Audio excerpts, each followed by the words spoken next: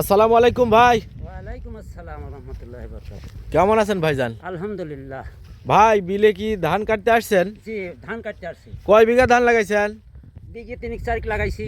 কাটা কি অবস্থা? কাটা কি শেষ নাকি আপনার? না, এখনো শেষ হয় নাই। আচ্ছা ভাই, যে কয়দিন আগে যে ঝড়ি বাতাসে শিল পড়লো, আপনার ধানের কি কোনো ক্ষয়ক্ষতি হয়েছিল? ভাই 3-4 মন আমরা শেষ, 1100 টাকা পড়িয়ে আমরা শেষ হয়ে গেছে। কিচ্ছু নাই। বলেন কি ভাই, তাহলে তো কৃষক আর একেবারে 4 মণ। ক্ষতিগ্রস্ত। 4 মনে বেশি হচ্ছে না, 5 মন উঠতে তার বেশি হচ্ছে না। এক বিঘায় 5 মণ ধান হচ্ছে? জি জি জি, কিচ্ছু নাই বাড়ির সাথে না। আল্লাহ। এই দেখেন আমি বাড়ি দেখাচ্ছি, কিছুই নেই। এই যে ধানের হাতে ধান নাই। তো দেখেন বন্ধুরা, দেখেন একেবারে ঝড়ি বাতাসে শিল পড়ে কিন্তু আমাদের এই পাবনা গাজনার বিলের ধানের যে অবস্থা, এই যে আপনারা দেখতেই পাচ্ছেন।